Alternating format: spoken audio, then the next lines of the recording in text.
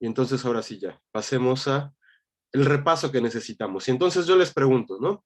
Eh, lo que hemos estado viendo implica que las lenguas tienen formas distintas de ser, ¿no? Que van cambiando y van cambiando con el tiempo y van cambiando con otros criterios, ¿no? Y entonces la pregunta es, ¿recuerdan de qué criterios y qué tipos de variación van a presentar las lenguas? Que era un poco lo que expuso Sofía, ¿no? La última vez que nos vimos.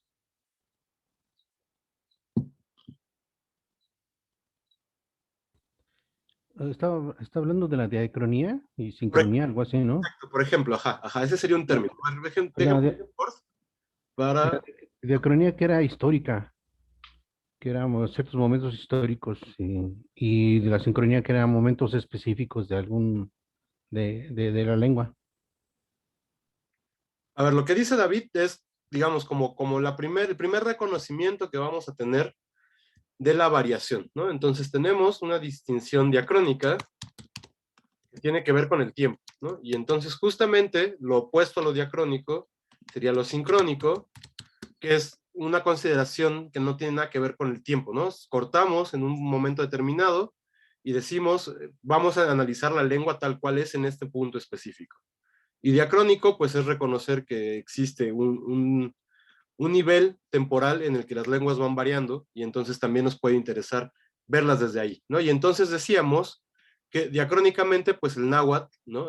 Esta variedad que llamamos clásica, pues tendría que estar situada en un punto tal que pues lo tenemos que reconocer unos 500 años atrás de nosotros, ¿no? Y entonces ya no podemos buscar en las variedades contemporáneas de la lengua, ¿no? O alguna de las lenguas contemporáneas, si asumimos que en realidad son lenguas distintas, ya no vamos a encontrar las mismas características que esta variante que estamos estudiando, ¿no? Y entonces, al menos así, empezamos a colocarla y a clasificarla en relación al momento en que se habló, ¿no? Y entonces decimos que este náhuatl, el náhuatl clásico, era la lengua que se hablaba o que se escribía en la colonia, ¿no? Y entonces tiene relación con ese momento y con esa temporalidad específica. Pero, bueno, ese sería un nivel de variación, ¿no? La diacrónico, incluso opuesto a lo sincrónico. Pero lo que decíamos con Sofía, bueno, lo que nos exponía Sofía, es que en realidad hay otros criterios de variación. Y por lo menos habíamos visto otro ya más o menos bien, y digamos, nos habíamos quedado la mitad de un tercero, ¿no? Entonces, intentemos acordarnos de esos dos, porque además el cuarto lo vamos a ver hoy, ¿no? Entonces, ¿qué otros criterios o qué otras relaciones de variación podíamos encontrar en la lengua?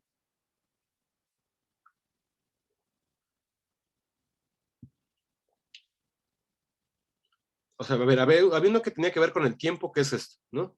¿Con qué más o con qué otras cosas está relacionada la variación?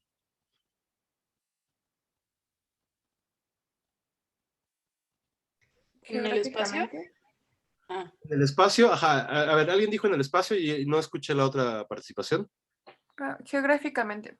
Geográficamente, ¿no? O sea, justamente el espacio también va a ser un criterio en el cual las lenguas van a cambiar, e insisto, esto para nosotros además, y como hispanoparlantes es muy claro que distinguimos formas de hablar pues, en el espacio, ¿no? No es lo mismo el español argentino que el español mexicano, que el español cubano, y ni siquiera dentro de un solo espacio así de amplio es la misma variedad, ¿no? No es lo mismo el español del norte de México que el español del centro de México, ¿no? Y ni siquiera en el norte de México vamos a encontrar una unidad, ¿no? Vamos a encontrar por lo menos el de la costa del Pacífico, el de la costa del Golfo y el de la parte que es más, digamos, no tiene costas, ¿no? Monterrey y esa zona.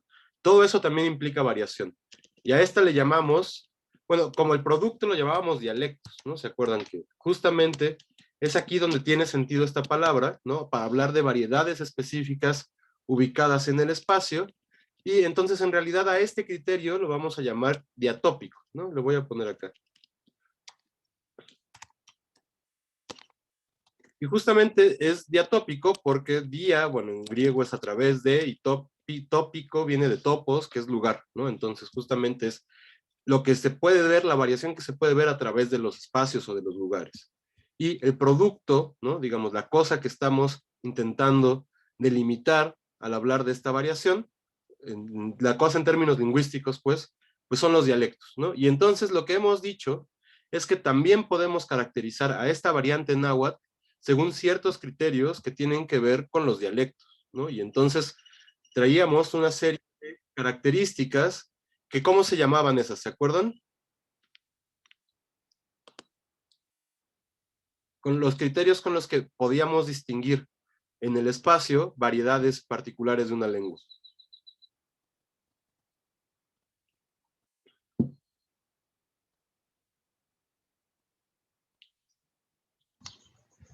¿No era lo de los sociolectos? No, eso es, digamos, eso es parte del otro nivel de variación que vamos a encontrar. No, aquí hablábamos de líneas imaginarias que colocamos en los mapas y que distinguían ciertos criterios de algo que nos interesaba lingüísticamente, ¿no? O sea, en realidad uno puede establecer cualquier cosa para distinguir variedades de la lengua en el espacio. Y entonces, así como podemos hablar en el español de variedades que aspiran la S, y entonces tenemos, no sé, el habla de las costas, ¿no? Piensen en ahora el habla hipercaracterizada, además, por ejemplo, de López Obrador, ¿no? Entonces, justamente tenemos cosas como los niños, que no van a ser exactamente iguales a otras zonas donde tenemos la S, ¿no? Y entonces decimos los niños. Entonces, allí tenemos un criterio para distinguir variedades, lo podemos trazar en un mapa, y a eso le vamos a llamar isoglosa. Y entonces, justamente, dentro de esta variación dialectal, pues vamos a tener que decir que el náhuatl clásico, esta lengua que estamos estudiando, tiene las características de una variedad que llamamos central, ¿no? Porque claramente vamos a emplear nombres de espacios para denominar a las variedades dialectales. Y entonces el náhuatl, habíamos dicho, se divide en por lo menos dos grandes variedades, ¿no? Tenemos las variedades orientales, por ejemplo, el náhuatl huasteco, y tenemos las variedades centrales, que también van a incluir luego a lo que llaman occidentales, ¿no? Que son las que se hablan en Michoacán, en Jalisco. Justamente esas también son occidentales, pero parece que formaron un grupo originalmente con estas que tienen que ver con el náhuatl que estamos estudiando nosotros, que justamente se llama central porque se habla en el centro de México, ¿no? No por otra cosa, sino porque en algún momento, y también habíamos visto características de esa historia, llegan, ¿no? Las comunidades de nuevo una segunda migración desde el norte, y entonces justamente estas desplazan a los que hablaban estas lenguas náhuatl orientales y se quedan instalados en el centro de México, ¿no? Y justamente, además, ¿no? Los grupos, por ejemplo, los mexicas, pues justamente eran hablantes de estas lenguas y venían de este proceso de migración, digamos, segunda migración hacia el centro de México, ¿no? Y entonces justamente van a tener diferencias, particularidades en la pronunciación, en algún morfema, que nos va a ayudar a distinguir estas de estas otras, de las orientales. Y bueno, ya vimos una serie de criterios, ¿no? Que nos pueden ayudar a distinguir. Por ejemplo, este cambio de una I, ¿no? La distinción entre Sintli y Sentli, por ejemplo, eso nos va a ayudar también a establecer qué variedad es cuál, los usos de ciertos morfemas, por ejemplo, estas O's que vamos a ver en su momento para hablar de pasado, ¿no? Algún tipo de morfología del reflexivo, cositas que van a ir saliendo cada vez más y que van a ir quedando más claras conforme vayamos entrándole más a la gramática, ¿no? Pero justamente todos esos también son criterios para distinguir pues formas de estas lenguas. Y entonces ya sabemos hasta este punto que tenemos un habla que tiene características de hace 400, 500 años y que además dentro de la organización de esta serie de lenguas tiene las características de lo que llamamos central, ¿no? Morfológica y fonológicamente se corresponde con estas hablas.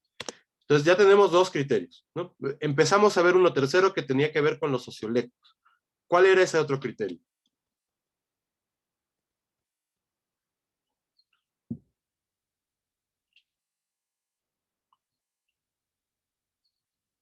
¿De qué nos hablaban los sociolectos? Hace rato alguien lo mencionó.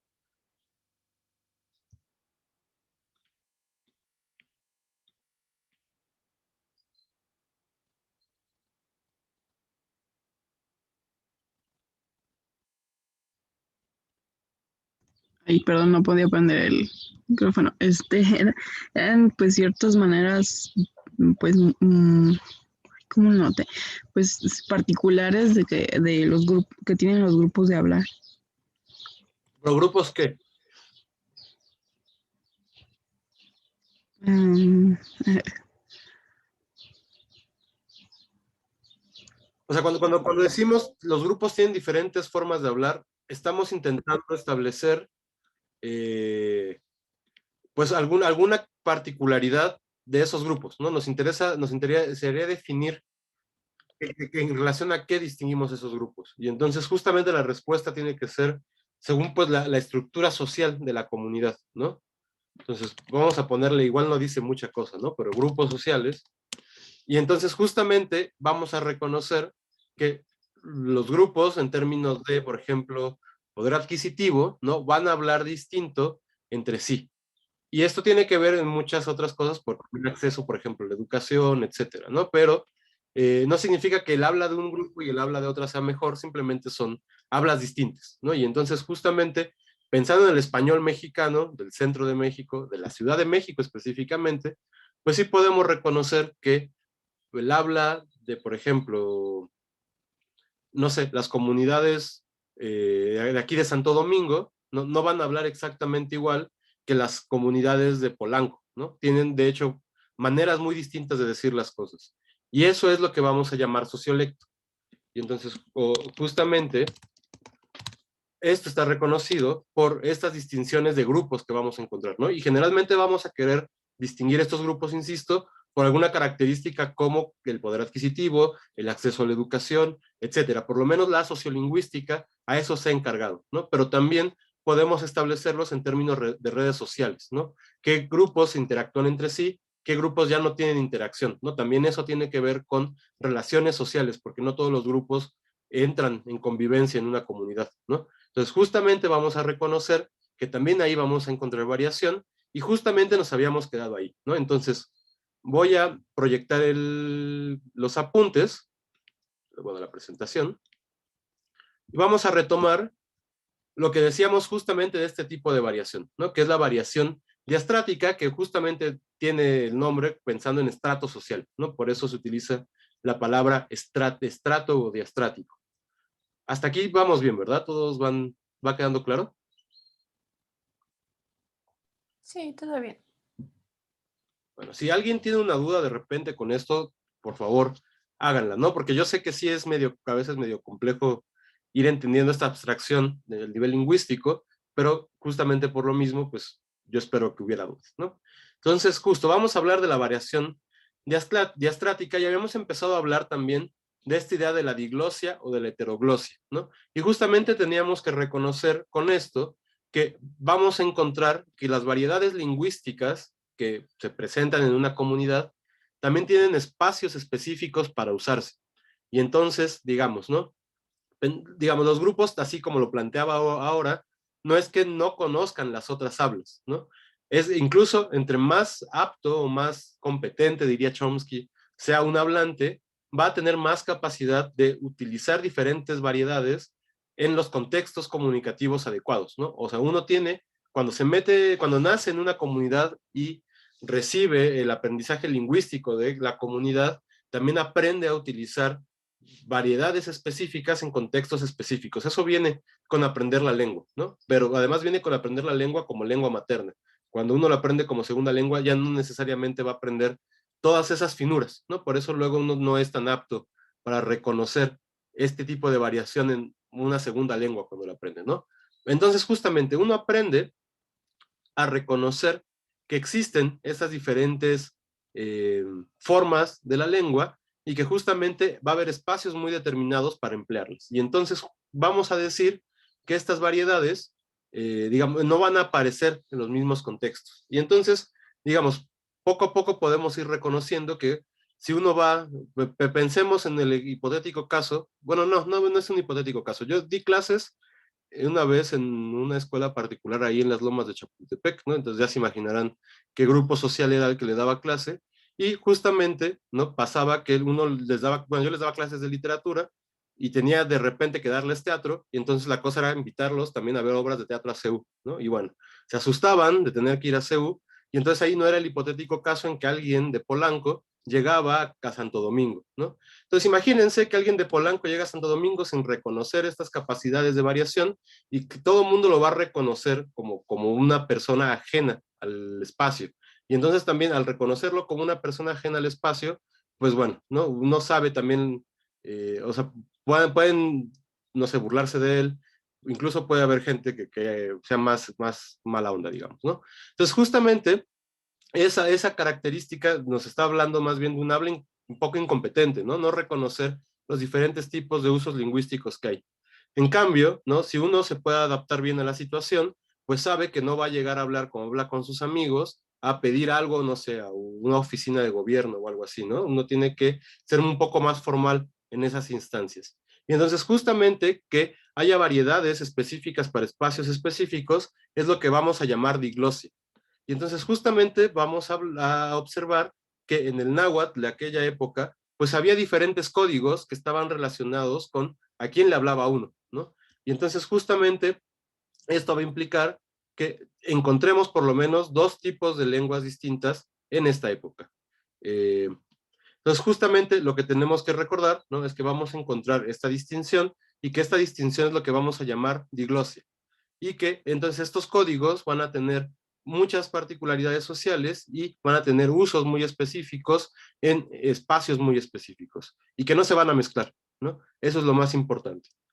Entonces, justamente en el náhuatl, lo que teníamos en estos términos de variación diastrática, o por lo menos lo que sabemos que existía, es que encontramos la oposición entre el tecpilactoli y el masehualactoli, ¿no? Ya habíamos hablado también de ellos. El tecpilatoli está categorizado, ¿no? Y uno empieza a buscarlo en la documentación y en las gramáticas del siglo XVI y XVII, y por ejemplo, Molina, ¿no? En su diccionario, habla de el tecpilactoli como un habla o razonamiento cortés y elegante, ¿no? Carochi, este gran gramático del siglo XVII, dice que es el lenguaje cortesano, ¿no? Y de hecho, esta es la lengua que se recomendaba emplear en la comunicación según los gramáticos, ¿no? Está relacionada además con un espacio geográfico específico, que es el habla de Texcoco. El habla de Texcoco era el habla más elegante según en la comunidad nahua, y entonces se recomendaba emplear ese tipo de habla para la relación, por ejemplo, con grupos sociales distintos, ¿no? Y claramente aquí también tenemos que reconocer que la estructura social de la época tenía una marcada distinción y jerarquía, y entonces también uno tenía que ser capaz de hablar según estaba comunicándose en esa jerarquía. Entonces al Tlactuani uno no le hablaba exactamente igual que le hablaba no sé, a un Macehual, ¿no? Tenía que generar formas de mucho respeto. Y entonces justamente esas formas de mucho respeto, muy honoríficas, justo serían la forma del tecpilactoli, ¿no? No sé si alguien, yo lo acabo de ver en vacaciones, la verdad, no sé si alguien vio La Malinche, una serie del 11. Que está buena porque además son un montón de lenguas, ¿no? Hablan no sé, totonaco, hablan popoloca, ¿no? Hablan maya, hablan náhuatl. No sé si alguien la llegó a cachar.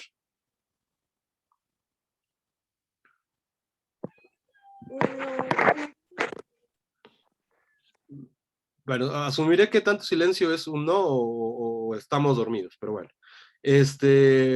Asumamos que no la vieron y entonces lo que yo les iba a decir es que hay un capítulo en el que justamente nace esta como incapacidad lingüística de comunicarse con un tlactuani, ¿no? Llegan con Xicoténcatl, que era el tlactuani, ¿no? El rey entre comillas, ¿no? De Tlaxcala, y entonces se tienen que comunicar con un señor y Alvarado ya ha aprendido un poco de náhuatl, pero no conoce esas finuras de poder comunicarse con una persona que está en otro rango social. En realidad él ha aprendido macehualactoli, ¿no? Que es el habla de los macehuales. Entonces se quiere comunicar con Xicoténcatl y Xicoténcatl se enoja, dice, no, pues ¿cómo se va a hablar? Así no se me habla. Y entonces ya la Malinche, que tiene ese conocimiento social de cómo usar la lengua, sí se puede dirigir a él en Tecpilactoli, y entonces es ella la que, digamos, se mantiene con esta capacidad, según esta narración, de ser la lengua entre los conquistadores y las comunidades nahuas, ¿no? Entonces justamente tiene que ver con que uno debía tener esta capacidad de adecuarse también a la variación específica y a las condiciones sociales específicas, ¿no? Y entonces justamente entre gente, entre nobles, entre pili, ¿no? Que es justamente la palabra que está metida aquí, no se hablaba como exactamente igual como que entre macehuales, ¿no? Y entonces la variante de los macehuales, el macehualactoli, pues digamos, incluso tiene menos definiciones en el diccionario, ¿no? Solo Molina habla de ella y dice que es hablar rústicamente. Y entonces ya desde ahí podemos reconocer, ¿no?, que claramente también los grupos españoles interesados en fijar una variedad de náhuatl, pues estaban interesados en el habla cortés, no estaban interesados en el habla de los macehuales, ¿no? Y por supuesto también era el habla cortés de los hombres, ¿no? Porque también se ha ido descubriendo ciertas características que podrían acusar más bien distinción entre el habla de grupos masculinos y el habla de grupos femeninos, pero tampoco se sabe mucho al respecto, ¿no? O sea, van saliendo cositas. Y entonces justo creo que nos habíamos quedado en esta parte, en donde Carochi justamente dice, ¿no?, acerca de ese Tecpilactoli, dice acerca de un sacerdote, un teopishki, que Acmo Kimomachtia Ingüente Tlactol, ¿no? Eso significa no sabe hablar correctamente. Es decir, el Tecpilactoli mexica.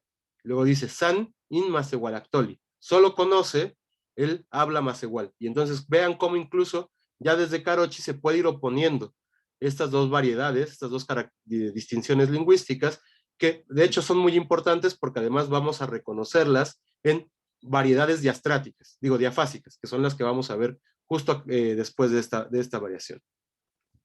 Y bueno, pensando en la isoglosa y en estas relaciones entre lenguas que existían o entre variedades al interior de la comunidad, pues lo que vamos a reconocer es que en realidad una vez que llegamos al periodo colonial se va a complicar la situación, ¿no? ¿Y por qué se va a complicar? Porque ya no solo vamos a tener variedades lingüísticas de náhuatl relacionadas además con otras lenguas indígenas, y bueno, ya saben, ¿no? También las comunidades náhuatl tenían también sus términos como bárbaro en griego, ¿no? Los popoloca, por ejemplo, pues es justamente esta gente que habla como lengua extraña, ¿no? Y entonces esa es una categoría que la lengua se ve que era muy importante también para definir ciertas condiciones y cierta etnicidad dentro de las comunidades prehispánicas, pero imagínense, teniendo toda esta relación, resulta que luego se imponen el español, o bueno, comunidades hispánicas que hablan español, que además tienen una lengua, que es una lengua de cultura, entre comillas también cultura, bastante más desarrollada en el tiempo, por lo menos, que es el latín, ¿no?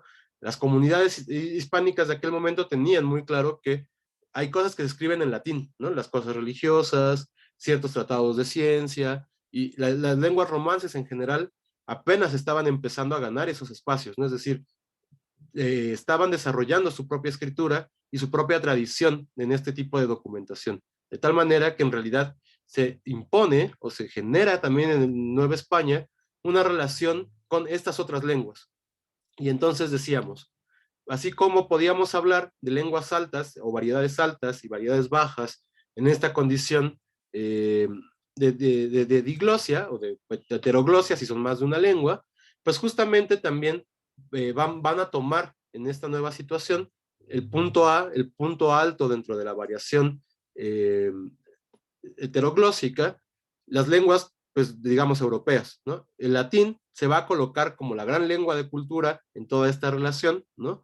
El español como una segunda lengua con poder, sobre todo por el poder administrativo, y justamente no es porque no se presentaran, y ahora vamos a ver eso, juicios en náhuatl, ¿no? O no hubiera un mundo jurídico náhuatl en el siglo XVI y XVII bastante importante y que generó un montón de textos además, sino que la cosa es que, digamos ahora sí que últimamente, el Consejo General de Indias, que era pues quien administraba absolutamente todo lo que tenía que ver con la colonia, pues eran hispanoparlantes. Y entonces incluso cuando había un juicio que tenía que ser llevado hasta el Consejo, pues había que traducir los textos que estaban en náhuatl al español. Y digamos que ahí, en ese proceso de traducción, es donde se guardaron un montón de documentos y que son los documentos que ahora uno va al Archivo General de la Nación y los encuentra ahí en un montón de pleitos por tierras, ¿no? Porque pleitos por tierras hubo a cada rato.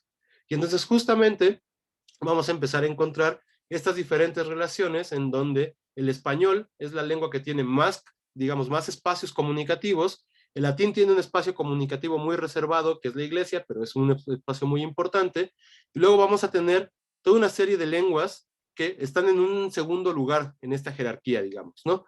Pero también va a haber diferencia entre estas lenguas. Entonces el náhuatl va a quedar, este tecpilactoli, va a quedar colocado en una situación, digamos, ventajosa con respecto a otras lenguas indígenas del país, ¿no? De hecho, ya habíamos dicho, ¿no? Hemos como insistido en ello, que el náhuatl va incluso a ser utilizado como lengua franca, ¿no? Y los propios españoles van a utilizarla para comunicarse con comunidades cuya lengua no tienen ni idea de qué es, ¿no? Entonces, el primer acercamiento muchas veces con comunidades indígenas va a ser a través de el náhuatl y de gente que sabía náhuatl, nahuablantes, que podían comunicarse con las otras comunidades. Entonces, desde ahí, el náhuatl queda mucho mejor situado que, pensemos, no sé, el popoloca, que el totonaco, que un montón de lenguas que además ya no se escribieron y que desaparecieron, ¿no? Entonces, justamente, podemos observar que hay una serie de relaciones distintas, ¿no? Entre estas comunidades y sus lenguas, y las lenguas de estas comunidades. Y al final, pues justamente la lengua indígena que va a quedar con cierto privilegio, digamos, y que durante un rato va a ser incluso impulsada como una lengua de comunicación entre comunidades indígenas, pues va a ser esta que estamos estudiando, ¿no? Y entonces desde ahí explicamos por qué también tenemos tanto documento en esta lengua y no en otras, ¿no? Por ejemplo, insisto, en totonaco, ¿no? La primera gramática de totonaco es del siglo XVIII. Entonces ya desde ahí, digamos, hay distinción entre estas comunidades y estas lenguas. ¿Hasta aquí vamos bien?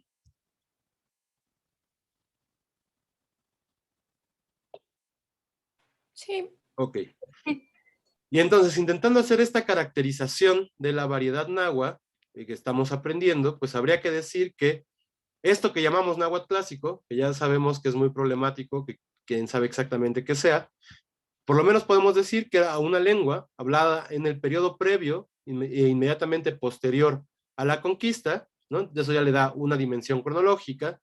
En la zona del lago de Texcoco, eso le da una dimensión espacial, y además podemos decir que era por la nobleza de la Xcantlactoloyan, ¿no? Es decir, por la nobleza, por los pili, de la gente que integraba esto que en español llaman la Triple Alianza, ¿no?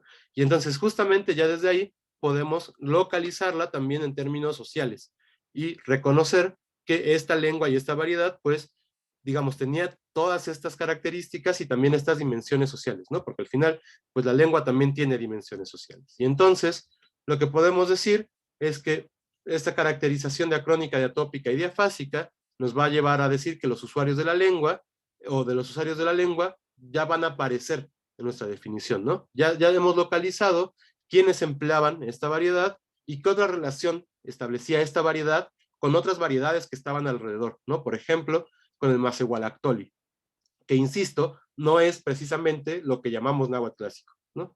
Además, ya tenemos una caracterización, ya habíamos dicho, que establece un habla respecto al espacio y al tiempo, ¿no? Entonces ya también hemos localizado no solo lo social, sino estas otras particularidades temporales y geográficas. Y además, lo que no sabemos todavía es exactamente en qué situaciones se empleaba esta lengua, es decir, en términos del registro, que es justo lo que tenemos que terminar de ver hoy, qué otras características y qué otras formas va a tener y en qué otros lugares va a aparecer, ¿no? Porque no solo es una intercomunicación entre grupos, también es en situaciones de habla específicas. Y entonces es ahí donde van a hacer esta parte del registro.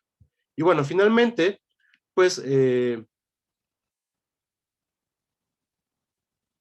justamente lo que nos hace falta es distinguir una concepción diafásica, que es lo que vamos a ver ahora, que relacione los registros, que organice el resto del diasistema. Esto es también una categoría que nos exponía Sofía la última clase, es decir, todas estas variedades unidas en una sola lengua, cómo funcionan y cómo se relacionan, ¿no? Todas esas variedades unidas en la lengua es lo que llamamos diasistema.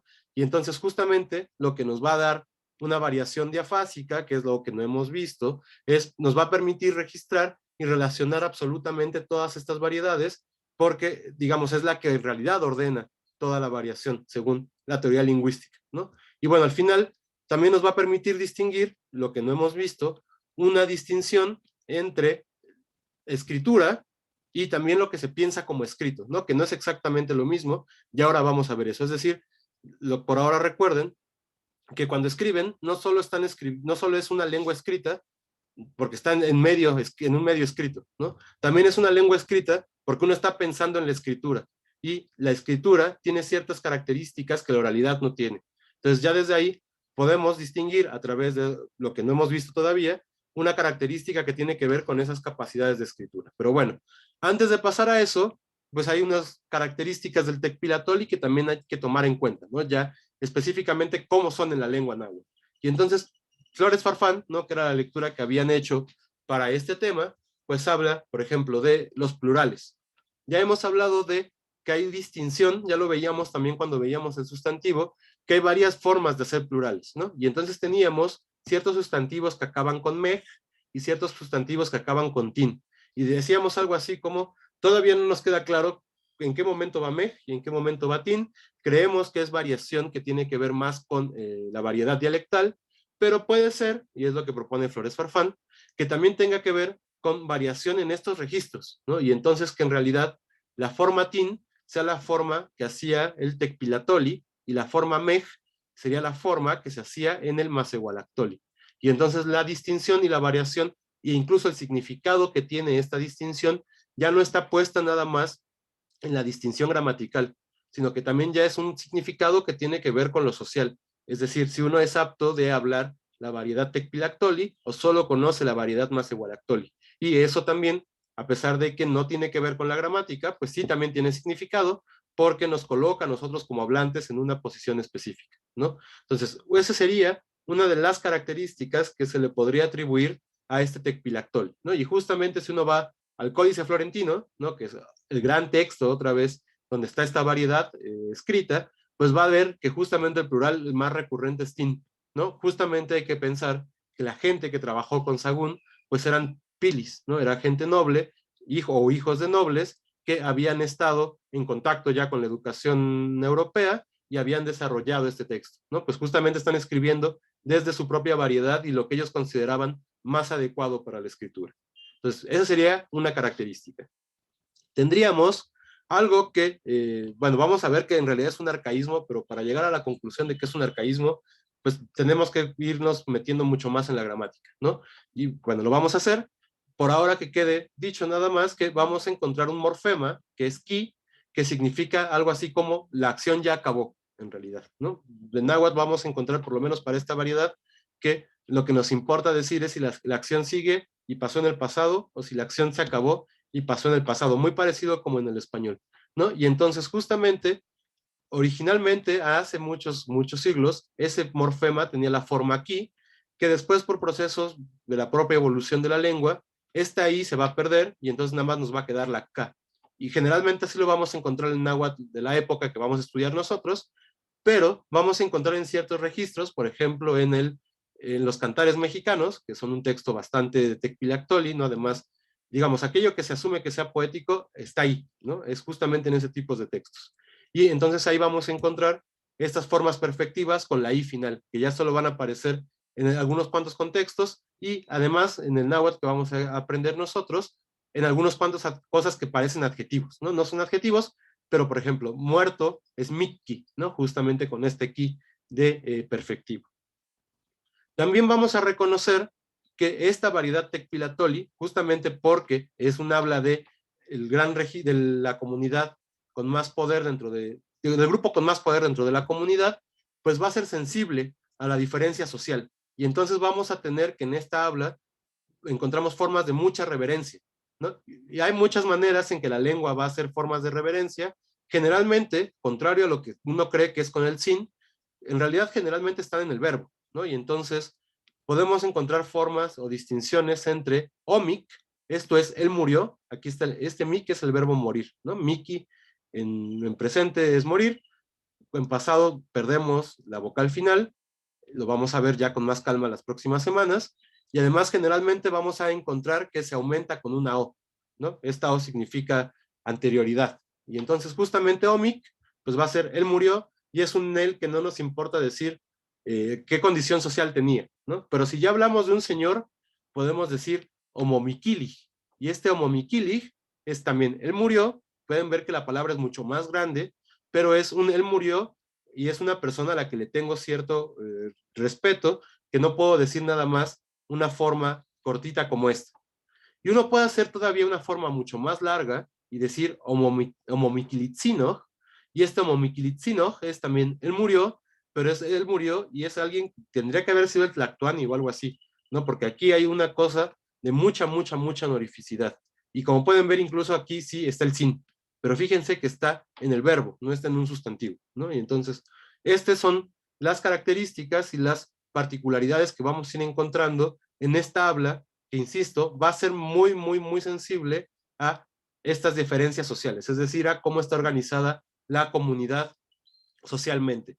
Los náhuatl contemporáneos, justamente han ido perdiendo mucho de esta como honorificidad, porque pues justamente la comunidad de habla ya no está tan jerarquizada, ¿no? Es decir, como que ahora toda la comunidad está igualada bajo otras características como su condición de agricultor, etcétera, etcétera, ¿no? Y justamente en eso, pues el habla y la lengua, digamos, establece relaciones mucho más horizontales, y entonces se van perdiendo estas características que tienen que ver con las hablas muy reverenciales, ¿no? Y bueno, hay muchos estudios, bueno, por lo menos el de Jane Hill, que justamente habla de esto y es un gran estudio. Si lo quieren, a alguien le interesa, se los puedo pasar, ¿no? Bueno, y entonces también finalmente vamos a encontrar una cosa que es muy extraña, que es el absolutivo. Habíamos hablado ya de los absolutivos, ¿no? Que tenían tl, teníamos tli, teníamos li y teníamos sin, y decíamos que tli generalmente aparece, más bien, la regla que tenemos es que aparece cuando la raíz acaba con consonante. Pero, por ejemplo, en Cantares Mexicanos, ¿no? Este texto que, insisto, es como aquello que pensemos que pueda ser lo poético en la lengua, seguramente está contenido ahí, justamente utilizan este tli en contextos donde uno no esperaría que apareciera tli, ¿no? Y entonces, recordar, por ejemplo, la palabra flor es shoshit, ¿no? Y acaba en vocal, y entonces como acaba en vocal a raíz, el absolutivo solo es tl. De eso sí se acuerdan, ¿verdad? ¿Se acuerdan de esa regla todos?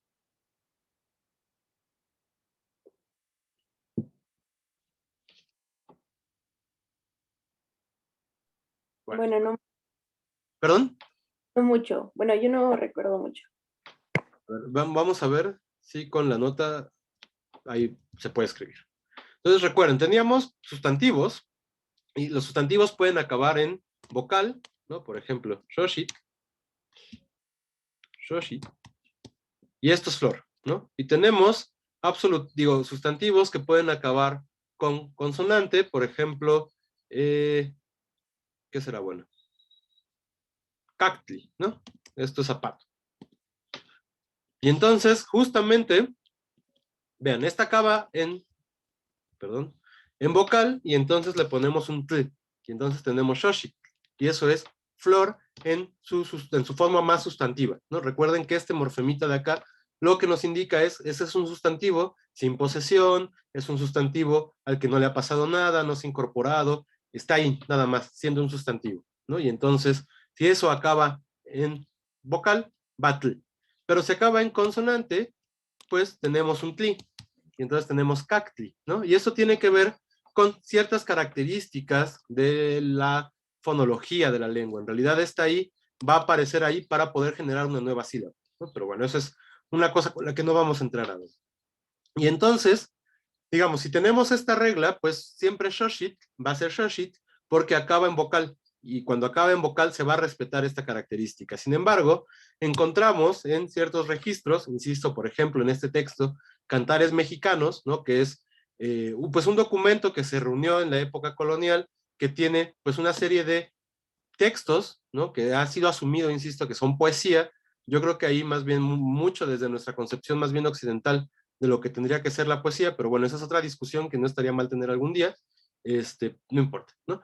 El punto es que en estos textos que se registraron en la colonia, pues encontramos estas formas porque son, seguramente lo que sí son habla muy ritual, es decir, variedades de la lengua que estaban muy, muy, muy relacionadas con un contexto en el que seguramente había festividad, ¿no? Eran maneras también y cantos específicos de estas fiestas, tienen esta relación con, por ejemplo, la celebración a X, Y o Z divinidad, y entonces justamente eso hace que sean como mucho más particulares las formas de la lengua, ¿no? Es como, pensemos en español, a lo mejor ya no ahora, pero hace 100 años, la lengua ritual no ni siquiera era la nuestra, ¿no? Era el latín. Así, las lenguas rituales siempre tienden a ser mucho más conservadoras, ¿no? A tener también formas mucho más difíciles de captar por la comunidad, porque también vale la palabra como para ocultar el rito que está ahí, ¿no? Y entonces hay que aprender a dominar la palabra. El derecho tiene mucho de eso incluso ahora, ¿no?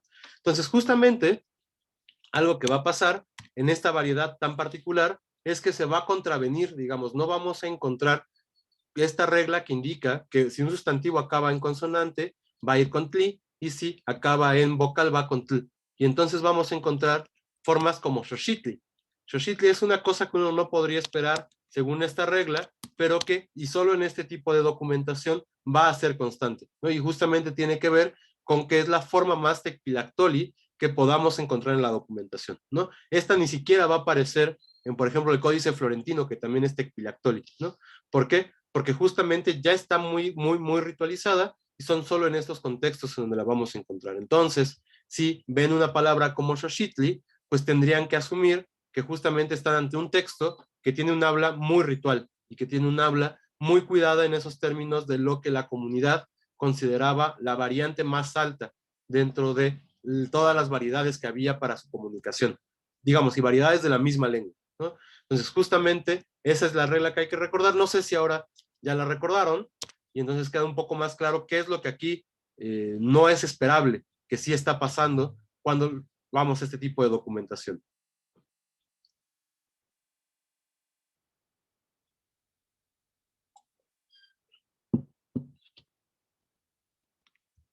Bueno, voy a asumir que sí. Entonces, esto es respecto de la variación diastrática. Pero todavía nos queda hablar de la variación diafásica, que es justo esta otra presentación de acá, ¿no? Y entonces justamente decíamos que la lengua va a variar, ya lo dijimos, en el tiempo, en el espacio, en los grupos sociales, pero también va a variar según la condición, la situación en la que uno se encuentra y tenga que comunicarse. Y entonces, la pregunta es, ¿no? Imagínense que ustedes tienen que establecer una comunicación y una es una conversación. Si no estuviéramos en pandemia, ¿no? Seguro acabaría la clase y saldrían, se comprarían un café y algo estarían comentando con la gente, ¿no? Lo que fuera. Y esa gente con la que están hablando, con la que toman clase, por ejemplo, van a tener una forma, quiero creer, específica de hablar, que sería distinta, y ustedes díganme si no, o piensen en qué se va a distinguir, de una exposición en clase, ¿no? ¿Qué variación, qué diferencias lingüísticas podrían reconocer ustedes entre esto y esto?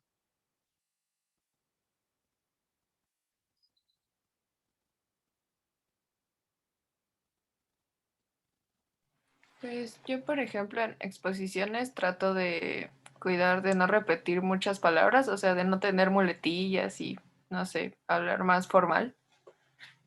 ¿Y qué es formal? Ahí eso es muy importante. ¿Qué piensas tú que es formal? Mm, pues un habla más como académica, tal vez, o ¿Mm? sea, más acorde a los textos que estoy exponiendo. Ah, bueno, por ejemplo, eso es muy interesante, ¿no? Gracias, Dulce. Uno justo en estas aulas de exposición, pues hasta usa categorías así medio abstractas, ¿no? Si va a ser, no sé, una exposición de marxismo, pues va a hablar de, no sé, conciencia clásica, cosas así, y difícilmente, y lo digo porque por ahí vi una publicación, va a hablar de y ahí es donde nace la expectativa luego del chiste, ¿no? Difícilmente va a hablar de una canción, ¿no? ¿Por qué? Porque no lo espera uno. Entonces, justamente, digamos, hay ciertos registros que van con ciertas cosas, y entonces, por ejemplo, una categoría iría en una exposición de clase, pero desde que me presento va a ser distinto en realidad, ¿no? Yo no me voy a parar, piensen, en el salón, voy a presentar lo que sea y no les voy a decir de entrada qué tranza, por ejemplo, ¿no? Que es una forma que sí podría decir con mis compañeros de la escuela. Entonces, ahí ya desde ahí, desde la forma de la presentación, las características léxicas, sintácticas de lo que yo estoy utilizando para comunicarme van a variar. Y entonces justamente eso nos interesa mucho porque obviamente también lo que tenemos en el náhuatl pues son, digamos, situaciones comunicativas bien específicas. Ahora vamos a ver un poquito más eso. Pero lo mismo pasa, digamos,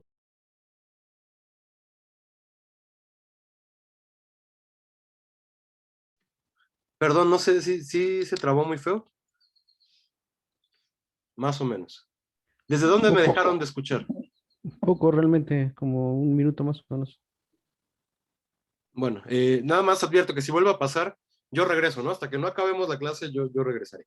Entonces, bueno, decíamos, ¿no? Que uno no empieza a exponerse, uno no se presenta en una exposición de exactamente de la misma manera en que se presentaría frente a sus compañeros, ¿no? Incluso si los está conociendo apenas, pero uno asume que son gente con la misma condición que uno, también tiene más libertad en su habla que en una exposición, ¿no? Aquí, por ejemplo, pues van a decir groserías, ¿no? Se van a, no sé, alburear, yo qué sé. En la clase difícilmente van a hacer eso y si lo hacen, provoca risa, ¿no? Justamente porque no está en nuestras expectativas que suceda eso en esos entornos comunicativos tan específicos. Y les decía, pasa lo mismo en la escritura, ¿no? Uno no escribe igual, no sé, en ese grupo que ahora voy conociendo yo, de No me quiero morir en polacas, que en un trabajo final, ¿no? Aquí uno puede escribir de muchas maneras distintas. Por ejemplo, seguramente aquí más fácil vamos a escribir con E o con marcas no binarias, pensando que lo utilicen, que en un trabajo final, ¿no? Donde probablemente uno sepa que eso no se le podría bajar puntos, los maestros luego son payasos, ¿no? Entonces también podría ser que esas cosas pues le contravinieran en su trabajo, no lo va a hacer. Somos conscientes de que hay ciertas formas de la lengua para ciertos espacios específicos, ¿no? Y justamente eso es lo que importa en este tipo de situación y de variación, que los espacios y nuestros interlocutores y nuestra finalidad comunicativa también va a implicar formas específicas de nuestra lengua. Y entonces justamente podemos reconocer que vamos a encontrar esta variación, ¿no? Creo que todos somos capaces de observarla en nuestro propio uso lingüístico y justamente a cada una de estas características, de estas formas lingüísticas de ser en espacios comunicativos bien específicos, con finalidades bien específicas, con interlocutores también bien específicos, insisto, a cada una de ellas le vamos a llamar registros.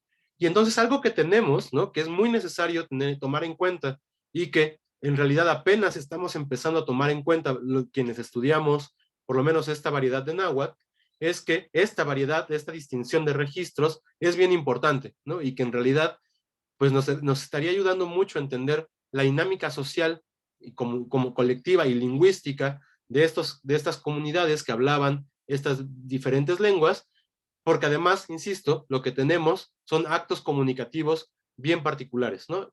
Pienso, por ejemplo, una de la documentación que vamos a encontrar mucho en la lengua, en la época colonial, son pleitos por tierras. Y son pleitos entonces que tienen un elemento bien particular, que es este momento específico sobre este juicio específico, en esta comunicación específica con, por ejemplo, un juez.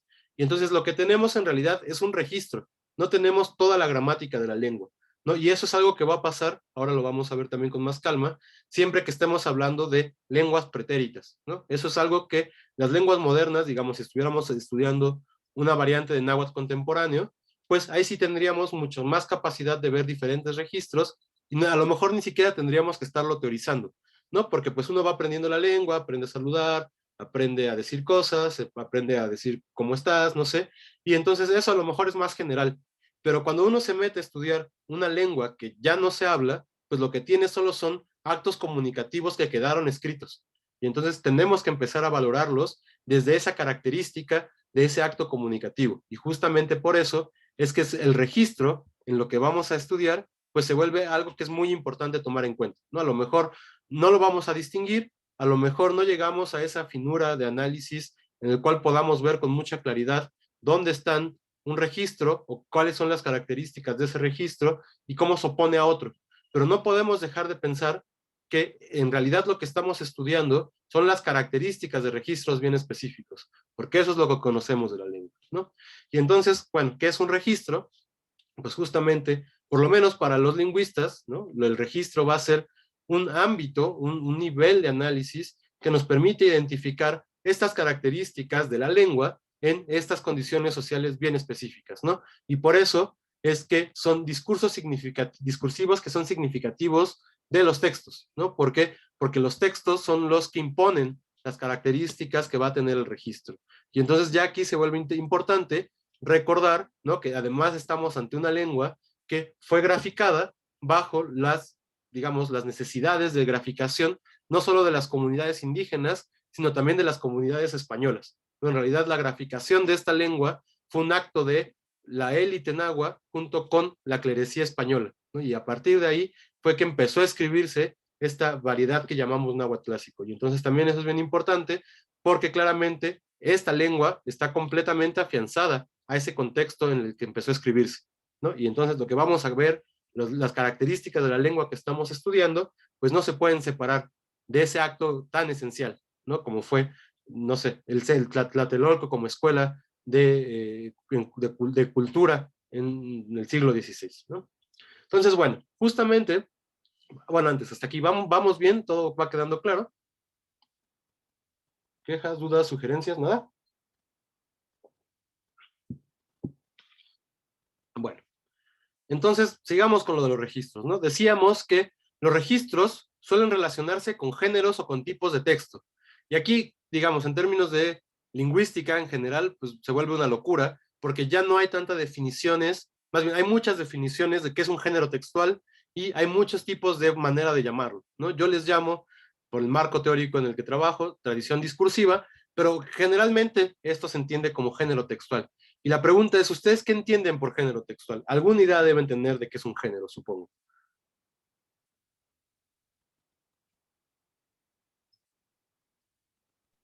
Sí, bueno, muchas veces lo entendemos como género policíaco, género romántico, género de algún otro tipo. Bueno, sería una clasificación incluso más bien de géneros ya narrativos, ¿no? Por ejemplo, pensar el género policíaco, la novela romántica, la ficción breve mexicana, no sé, digamos, lo podemos llevar, por ejemplo, a ese primer significado, que sí lo tiene, ¿no? Que es tipos de narración. Pero fíjense cómo ya estoy hablando de narración. Entonces se ve que todavía podemos abstraerlo un poquito más y quizás hablar de, no sé, tenemos el género, o sea, piensen en todo lo que escriben ustedes o todo lo que leen.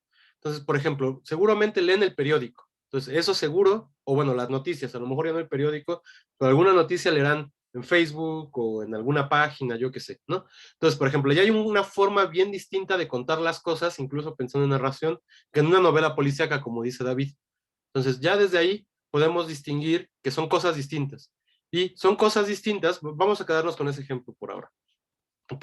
Digamos, no solo por la intención, ¿no? Porque la novela policíaca, por ejemplo, pues tiene una finalidad distinta a la de comunicar una noticia, puede ser una alegoría de la sociedad, puede ser muchas cosas, ¿no? Pero la noticia, esa sí pretende cierta objetividad en la medida en que nos va a presentar los hechos, tanto así que, y hay que aprender a hacerlo, tanto así que hay una carrera ahí en la facultad que enseñan a escribir una nota periodística, ¿no? ¿Por qué? Porque además relacionamos la nota con ya ciertas formas de ser de la lengua, que no están presentes o no necesariamente van a estar presentes en la novela policíaca, a pesar de que incluso pueden estar hablando de un evento bastante parecido. Pensemos en un asalto a un banco, ¿no? Hay una novela de Piglia bastante chida sobre un asalto al banco que no se parece en nada a justamente una nota acerca de un asalto a un banco, ¿no? Entonces justamente ahí vamos a encontrar diferencias, que son diferencias que también se van a ver en la estructura del texto, ¿no? Una nota se presenta, pasó tal, se dijo tal, sucedió esta otra cosa después, se acabó. Una novela, en realidad, por ejemplo, puede jugar con esa estructura y presentarnos primero la conclusión, luego desarrollar cierto elemento del personaje, de la psicología del personaje, luego presentarnos el asalto. No le importa presentar la información de la misma manera. Justamente esas características de estructura nos permiten identificar géneros distintos. Y además es muy importante observar que los géneros y esas estructuras particulares suelen relacionarse también con formas específicas, por ejemplo, de escribir. Entonces, volvamos al ensayo o al trabajo final. Ustedes saben que un trabajo final tiene una estructura específica. Pensemos que tiene introducción, ¿no? Y ahí plantean su hipótesis, desarrollo, argumentan, ¿no? Además hay un texto argumentativo y concluyen, ¿no? Y ahí hay una conclusión. Pero además, ya decíamos que eso no lo van a escribir exactamente de la misma manera en que escribirían un texto en Facebook, incluso si ese texto en Facebook fuera una argumentación, ¿no? ¿Por qué? Porque en Facebook se permiten burlarse, se permiten más cosas. Entonces, justamente fíjense cómo empiezan a empatar características del registro, es decir, esto que Dulce llamaba formal, con formas específicas de los géneros, es decir, un trabajo final. Y entonces, digamos que culturalmente, históricamente además, empiezan a juntarse una cosa con otra y entonces ya no dejamos de relacionar género con registro. Conviene, ¿no?, tenerlos como entidades aparte, ahorita vamos a ver por qué, pero es verdad que van a estar muy relacionados. Y lo que nosotros vamos a encontrar, y lo que uno cuando estudia náhuatl clásico pues, ve en los archivos, pues es justamente una forma, un registro bien específico que se compone o que se aparece también sistemáticamente en ciertos tipos textuales, ¿no? Por ejemplo, en un testamento, por ejemplo, en un texto doctrinal, por ejemplo, en un documento historiográfico, ¿no? Todos estos tienen sus propios registros y todos estos son muy distintos, aunque pareciera que no, entre sí, ¿no? Entonces también hay que ir aprendiendo esos. Bueno, y dice Malina Lino que incluso en los periódicos podemos encontrar diferencias textuales de forma y fondo. Sí, en realidad, como que los periódicos se pueden prestar para esos juegos, pero uno no los va a hacer en la novela, por ejemplo, ¿no? O sea, como que también hay ciertos límites para ciertas cosas. Y entonces lo que nos importa de los géneros es que además se refieren a características de formato y nos permiten identificar esos formatos en contextos sociales bien particulares, ¿no? Y entonces, en realidad, al final, lo que uno busca también haciendo estos estudios es encontrar las relaciones sociales que están puestas de fondo en un evento comunicativo, ¿no? Por eso también estudiamos esta lengua, para observar cómo eran esas particularidades del contexto social y cómo podemos irlas identificando en formas lingüísticas bien particulares. Pero bueno, hasta aquí vamos bien. ¿Alguna duda, sugerencia, comentario?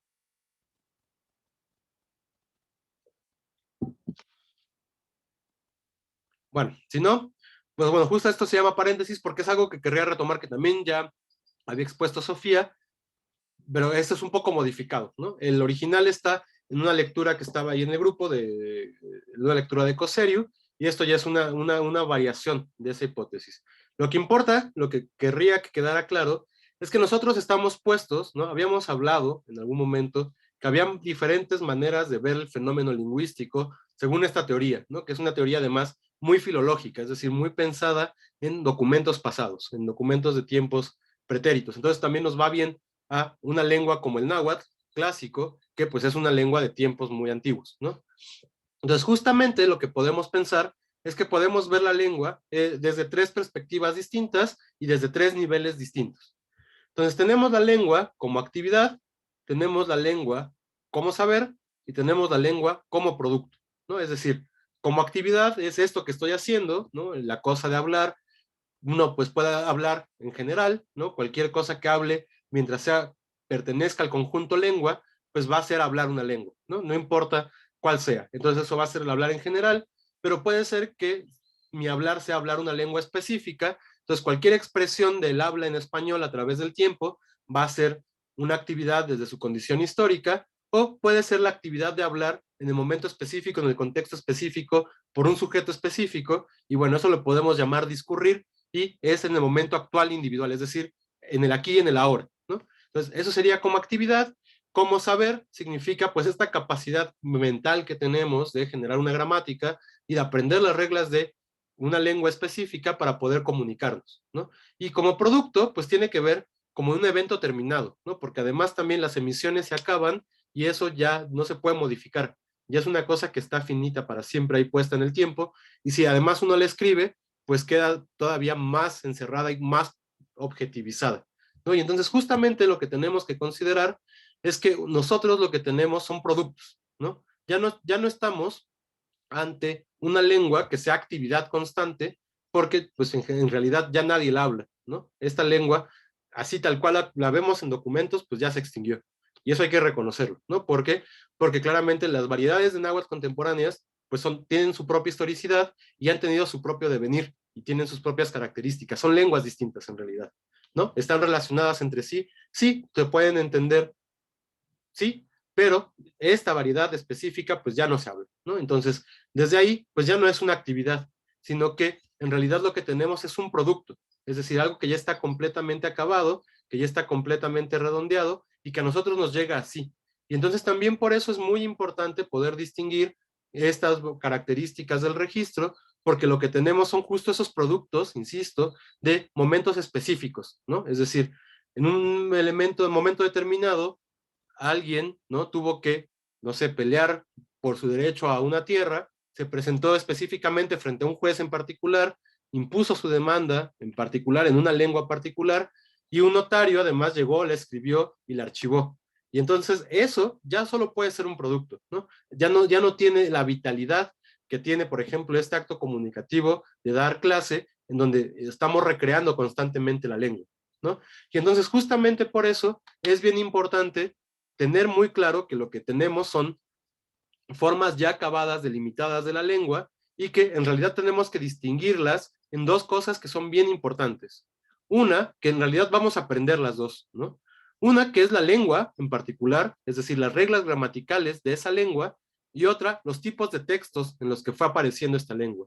Son dos cosas separadas, porque además tenemos que decir y tenemos que pensar que buena parte de esos documentos son más bien de origen español, europeo, ¿no? Son documentación, por ejemplo, jurídica o religiosa, que ya no necesariamente se corresponde con las necesidades prehispánicas, ¿no? No es exactamente esa formación social, ya es otra.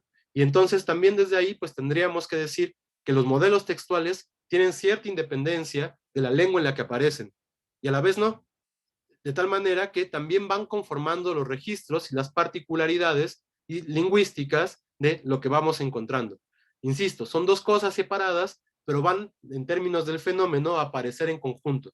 Y entonces uno, como analista, también tiene que aprender a distinguir entre las características de la lengua y las características de los textos, y ver cómo estos dos se entretejen para formar justamente un acto comunicativo particular, que es lo que al final nosotros vamos a tener, ¿no?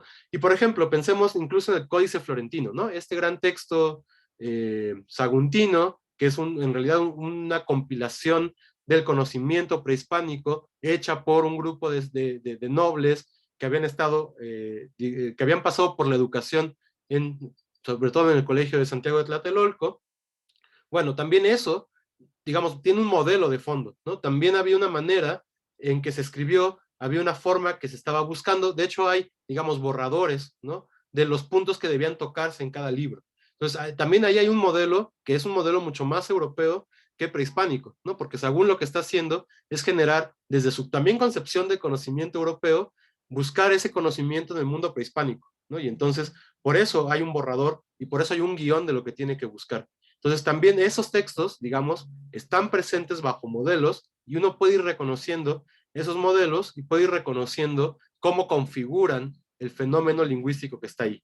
Entonces, también eso es bien importante para acercarnos y para entender exactamente qué lengua estamos aprendiendo, ¿no? Y justamente es una lengua tan apartada del tiempo que necesitamos empezar a hacer todas estas consideraciones para poder entender bien cuáles son sus características y cuáles son sus relaciones sociales, ¿no? Porque al final también, insisto, nos importa saber estas relaciones que se establecen a través de la lengua. Y entonces voy a retomar, hay que recordar que no es lo mismo este nivel de lo lingüístico, este fenómeno como gramatical, que este otro fenómeno como de modelos de textos, ¿no? Y entonces se juntan, generan formas específicas de la lengua, pero son independientes, ¿no? E insistir en que en buena parte lo que nosotros vamos a aprender son textos españoles que están escritos, o sea, de una tradición de discursos españoles que están escritos en náhuatl, ¿no? Eso también hay que tenerlo siempre en cuenta. Entonces, justamente, no podemos obviar la relación, ¿no? Hay que tenerla muy clara porque, pues, el náhuatl colonial, para poder identificarlo, necesita tener toda esta configuración para saber exactamente en qué momento y en qué lugar estamos situados y poder valorar también el espacio en el que estamos viendo la lengua, ¿no? Es decir, en documentos particulares. Digamos que para hacer una metáfora, no sé qué tan adecuada, estamos intentando hacer en realidad una arqueología del texto también, ¿no? Pero desde las herramientas lingüísticas para poder encontrar sus relaciones también sociales. Pero bueno, hasta aquí, ¿tienen alguna duda, algún comentario?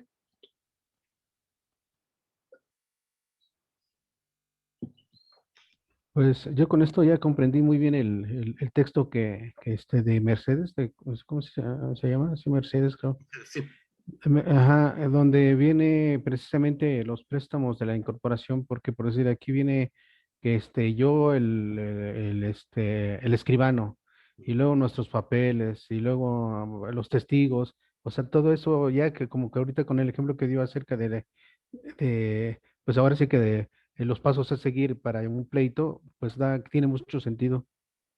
Claro, ¿no? Lo que dice David es bien importante en realidad, porque pensemos, ¿no? O sea, además hay una relación ahí súper extraña con el derecho, ¿no? O sea, el derecho, en términos de textos, está normado para el español desde el siglo XIII, una cosa así, es decir, hay una época, ¿no? Un tal Alfonso X, que fue un rey castellano, desarrolló y normativizó el derecho español. Y entonces, al normativizar el derecho español, impuso modelos para que una cosa fuera un pleito, ¿no? Es bien absurdo, pero pues si uno quiere que su texto jurídico tenga valía en el mundo, pues debe cumplir con ciertos formulismos, ¿no? Porque en realidad, pues al final sí es un discurso mágico. La palabra ahí, como en el derecho, juega una cosa bien rara, y también por eso es que luego el discurso jurídico es tan difícil, porque está súper especializado para que no lo entendamos justamente, ¿no? Y él no tenga que estudiar derecho y pueda utilizarlo como una herramienta para sus finalidades, ¿no? Bueno, entonces justamente el derecho está normado en el mundo castellano desde el siglo XIII, y justamente pues hay textos que tienen ciertos formalismos que son bien necesarios. Y por ejemplo, lo que dice David son esos formalismos, ¿no? No tiene que presentarse, especificar qué tipo de pleito está poniendo, por ejemplo, lo que está buscando, tiene que explicar de cierta manera y con ciertos formulismos cuál es la situación, y al final también tiene que decir, ¿no? Bueno, y esto lo hago con testigos frente a mí, y la persona que hizo este texto es una persona que socialmente está validada para poder generar este tipo de documentos, etcétera, etcétera, ¿no? Entonces, nacen fórmulas que luego justamente, pues los documentos en náhuatl tienen que intentar incorporar porque están pensados para ese mundo jurídico castellano, ¿no? Y entonces tienen que empezar también a generar fórmulas que les permitan, pues, jugar en ese mundo, ¿no? Porque pragmáticamente, o sea, con esta idea de que la lengua también ayuda a transformar el mundo, pues, digamos, se necesita que para ello, para que sean válidos, pues cumplan con esos formulismos, con esos formalismos. Y entonces de ahí vienen un montón de fórmulas que eran originalmente españolas, pasadas al náhuatl, ¿no? E incluso Mercedes dice algo así como, bueno, pues es que eso es una traducción casi directa del náhuatl, del español hacia el náhuatl. Justamente, no sé qué tan directa sea, a lo mejor eso lo podemos medio discutir, pero es verdad que sí son traducciones de estas fórmulas que crean formas bien particulares de la lengua. Y justamente a eso es a lo que vamos a llamar registro. Y entonces justo lo que tenemos que pensar es que por lo menos vamos a encontrar dos grandes registros dentro de la documentación que vamos a estudiar, y entonces también justamente vamos a empezar a observar en algún punto que sí son bien distintas las maneras de escribir, por ejemplo, un texto histórico a las maneras de escribir un texto teológico, ¿no? Son dos variedades de náhuatl bastante distintas. Y entonces justamente a una la podemos llamar náhuatl de doctrina, a los textos justo religiosos, y a otra, a los textos jurídicos, los podemos llamar náhuatl de escribanía. Esto es el registro, ¿no? Es decir, las características de la lengua los podemos identificar con estas dos palabras.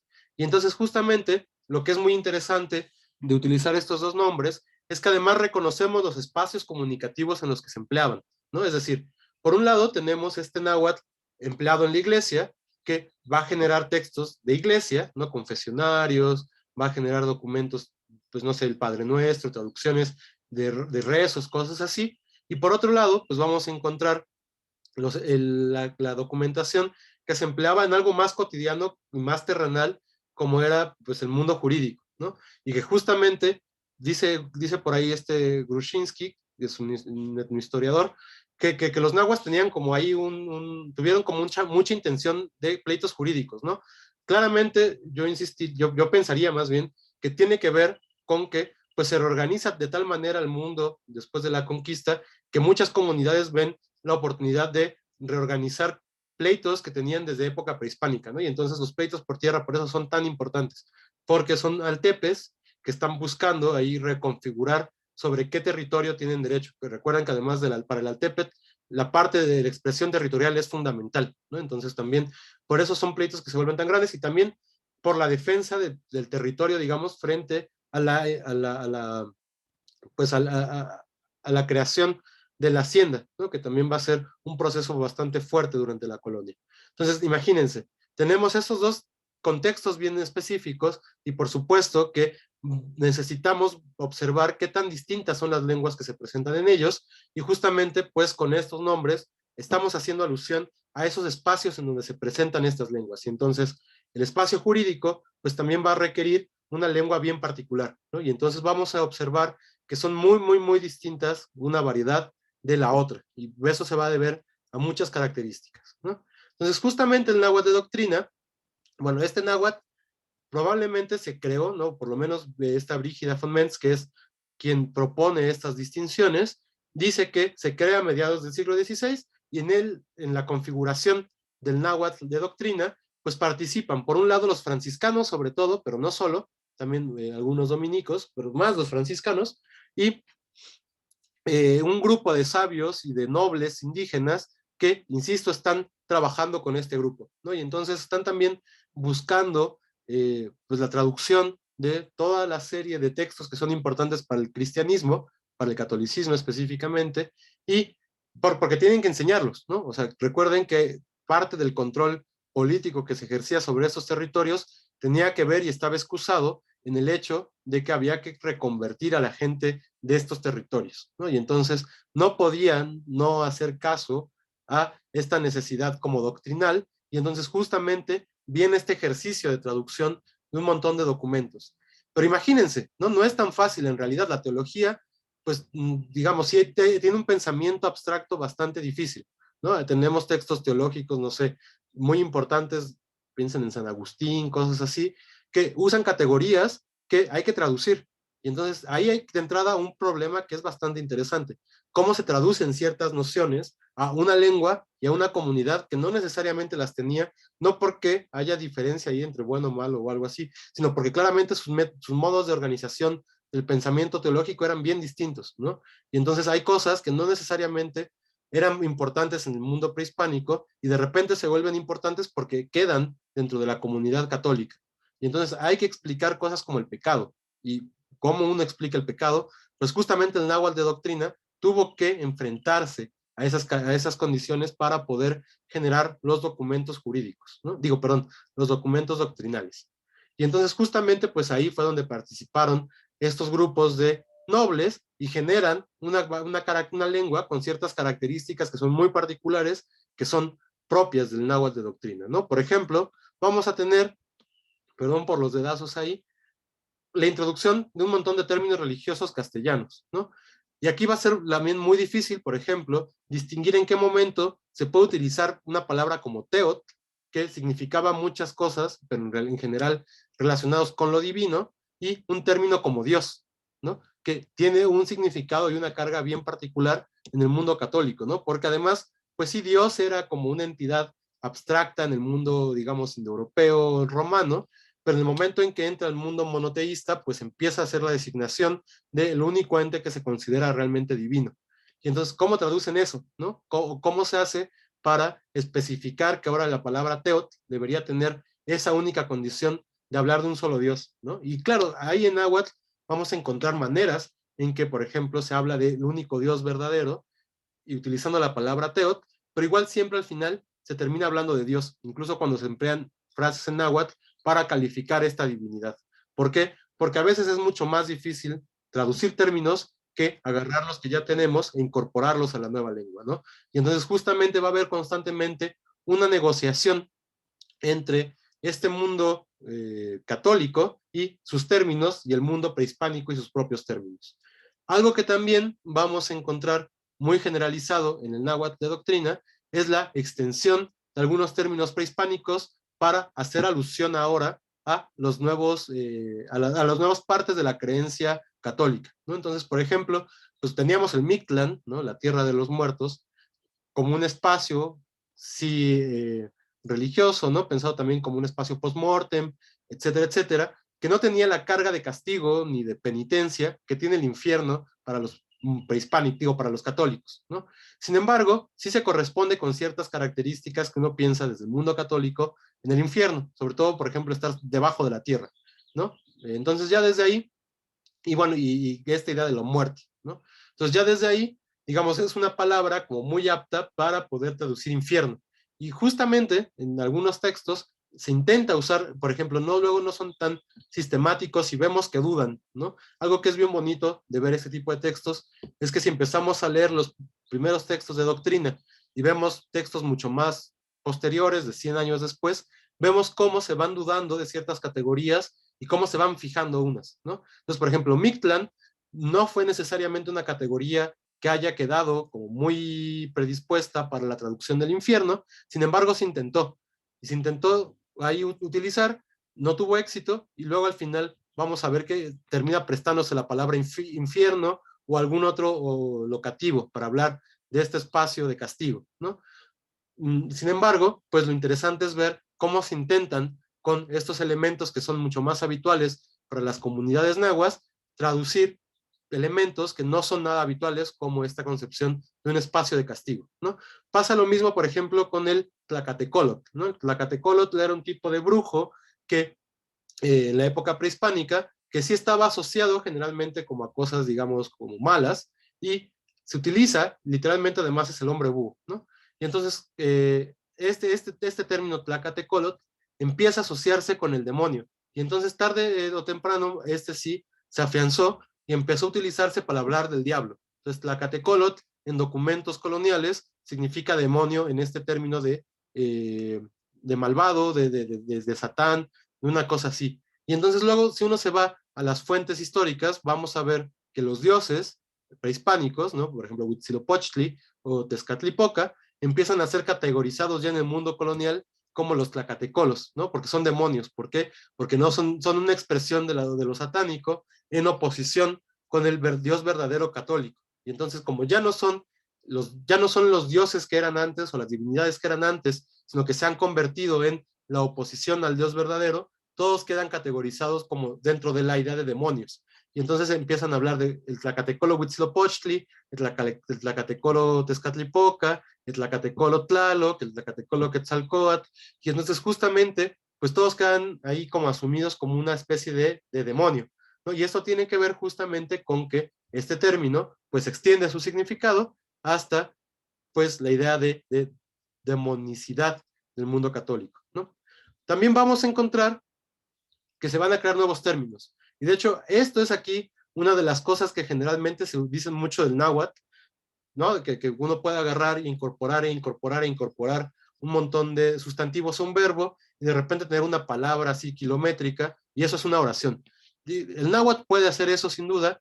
Hay, digamos, textos en donde se hace y donde se aprovechan y donde se juega mucho con estas características, pero en realidad, si nos ponemos a ver la documentación, en donde más sobresalta esta característica y este proceso es en documentos que tienen esta condición de ser documentación de doctrina. Seguramente a los frailes, a los padres, les llamó la atención mucho esta característica, esta posibilidad de la lengua, y la fueron explotando hacia un extremo casi hasta al borde de la gramaticalidad, es decir, de lo que ya no se diría en la lengua, para generar términos que pudieran servirles para hablar pues del mundo católico, ¿no? Y entonces justamente, si uno se va a este documento de los franciscanos, ¿no? que editó León Portilla, el coloquio de los 12 le llaman, pues justo uno empieza a encontrar un montón de estos recursos que probablemente son muy específicos de ese texto, ¿no? Es decir, no los vamos a encontrar en otro lugar. O términos que sí los vamos a encontrar en otro lugar, pero que son un poco raros en realidad para la lengua, como por ejemplo este verbo cuatequía, ¿no? Cuatequía es algo así como el trabajo del agua en la cabeza, trabajar el agua en la cabeza, una cosa así, echar agua en la cabeza, y eso obviamente es bautizar, ¿no? Pero, digamos, de entrada, esta cua es la forma viejita para cabeza, aquí tenemos agua, y ese proceso de incorporación no es común, ¿no? Tener un sustantivo y luego otro sustantivo incorporado no es una cosa que suceda mucho en la lengua. Esto es justamente porque son los frailes quienes están generando, con ayuda de nahuablantes, términos específicos para todas estas cosas que no existían antes en la comunidad prehispánica, pues porque no existía esta religión, ¿no? Y entonces justamente esto también va a ser una característica muy particular de los textos que llamamos náhuatl de doctrina, ¿no? Y vamos a verlos, incluso para entrar a ellos, pues sí tenemos que aprender todavía más gramática. Vamos a hacerlo el próximo semestre para que vean cómo sí son bien distintos ese tipo de documentos de aquellos que son documentos mucho más mundanos, digamos, ¿no? Mucho más de jurídicos, históricos, de conocimiento del mundo, etcétera. ¿no? Entonces sí van a ser muy distintos. ¿Hasta aquí vamos bien? ¿Alguna duda?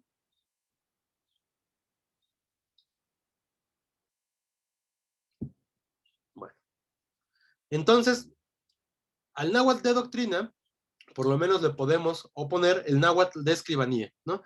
Y justamente, algo también que hay que decir es que el náhuatl de doctrina está basado en el tecpilactoli, es decir, en esta habla de los grupos sociales altos, de los pili, mientras que este náhuatl de escribanía está mucho más basado en las variedades del macehualactoli, es decir, del náhuatl pues, de la gente común, ¿no? Y entonces justamente eso tiene que ver también pues con el perfil del acto comunicativo, ¿no?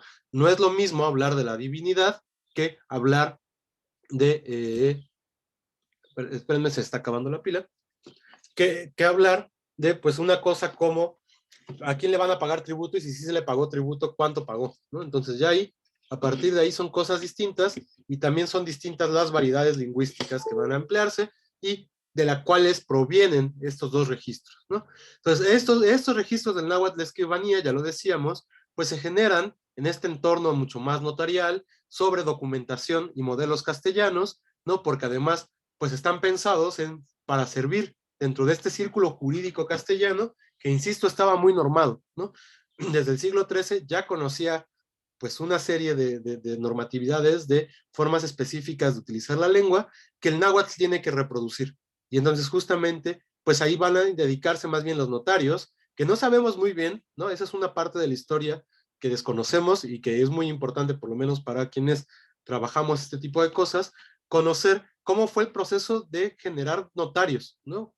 Sabemos que los hubo, tenemos el registro de algunos, vemos que hay mucha producción documental, por ejemplo en Xochimilco, ¿no? Pues montón y montón de documentos, testamentos, pleitos, etcétera, pero no sabemos exactamente cómo fue que la gente que los escribió se educó para escribirlos. Y ahí hay un proceso que es bien importante porque nos va a explicar también cómo se generaron estas formas tan específicas del náhuatl de escribanía. Pero bueno, entonces, digamos, esta variedad se va a generar en ese entorno y es pensada específicamente para servir dentro de los ámbitos mucho más, no, digamos, mundanos, jurídicos, de estas cosas que son más bien de pleitos, ¿no? Y que pues requieren de los formulismos del mundo castellano. Entonces van a traducir esos formulismos al náhuatl. ¿Qué características vamos a encontrar respecto del náhuatl de escribanía? Pues bueno, de entrada, pues algo que ya decía también en la lectura Mercedes, la introducción, ¿no?, de términos jurídicos castellanos.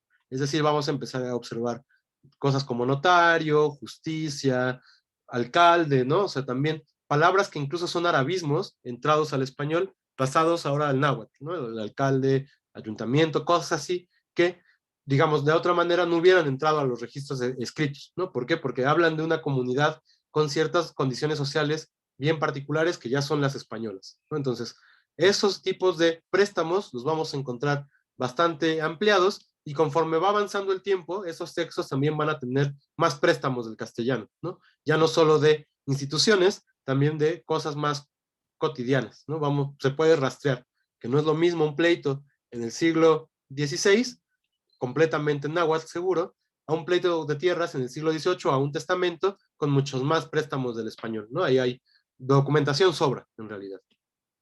También vamos a encontrar que hay una fuerte presencia de estos formulismos jurídicos, y entonces vamos a encontrar cosas como, por ejemplo, Canel, ¿no? Canel, vamos a ver la próxima clase, K, significa algo así como yo verifico que tal cosa, ¿no? Entonces yo, notario, le doy vericidad a esto que está diciendo esta persona, y entonces utilizo esta estrategia lingüística para darle vericidad a lo que estoy diciendo, ¿no? También, por ejemplo, formulismos que cruzan luego con lo religioso. Es muy raro los documentos de la época, aunque sean jurídicos, empiezan siempre con una invocación a la divinidad, ¿no? Se necesita empezar hablando de Dios en muchos de ellos. Y entonces justamente vamos a reconocer esos formulismos que son traducciones de, pues, juramentos por Dios, ¿no? Y entonces encontramos Inika Tetatzin, Dios Tepitzin, Dios Espíritu Santo, ¿no? Como que es en el nombre del Padre, del Hijo y del Espíritu Santo, y justamente vamos a reconocer que son formulismos que vienen de ese otro mundo, ¿no? O estas cosas como se escribió frente al escribano, yo a escribano certifico que, todo eso va a estar incorporado. Y entonces, bueno, pues también es consecuencia de las características del mundo en el que se desarrollan estos textos, ¿no? Y finalmente, es que también va a ser espacio para que haya extensiones de significado que de otra manera quizás no se hubieran podido generar, ¿no? Yo tengo la idea, esta es una hipótesis muy personal, pero que sí sirve, o sea que en realidad es un problema que hay que plantearse, ¿no? Y yo creo que ya lo habíamos dicho, el náhuatl de esta época no tenía, antes de la conquista, un verbo que significara tener, ¿no? Y de ahí luego viene también toda esta cosa de no había posesión entre las comunidades prehispánicas, no, sí había, ¿no? De hecho hay muchas formas de decir que una cosa le pertenece a alguien, pero lo que no había era un verbo como el verbo tener en español, es decir, que tiene un sujeto y lo que se tiene es un objeto directo, ¿no? Eso es lo que no existía. Bueno, pero hay un verbo, perdón, dice que mi conexión es inestable, sí me están siguiendo, ¿verdad?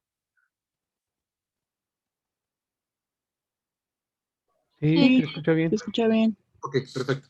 Cualquier cosa avísenme, por favor. Entonces, bueno, no existía este verbo, tener, y lo que pasa es que existía un verbo que era guardar, ¿no? Como las cosas que se guardan, pues de alguna manera son cosas que uno tiene en un momento bien particular, pero que van a pasar a la posesión de otra persona, ¿no? Y entonces justamente lo que existía en esta lengua era ese verbo guardar, que es pilla. Y bueno, se utilizaba en un montón de contextos. El sacerdote literalmente, por ejemplo, es el que guarda al dios, ¿no? El teopishki. Y entonces justamente, pues tiene más ese significado, pero vamos a empezar a observar que en documentos jurídicos, en testamentos específicamente, se empieza a utilizar con este significado de las cosas que yo tenía en mi vida y que ahora le empiezo a dar a otras personas o que pienso darle a otras personas. Y entonces justamente estos documentos jurídicos pueden servir también para que este verbo empezara a ganar el significado de tener, y actualmente en las variedades de náhuatl contemporáneo, pues significa tener, tal cual lo utilizamos nosotros en español, ¿no? Entonces justamente, incluso estas características, estos pequeños, digamos, como ajustes de significado, pues van a ser importantes para reconocer también estas variedades del náhuatl de escribanía que se oponen, ¿no?, a otras variedades.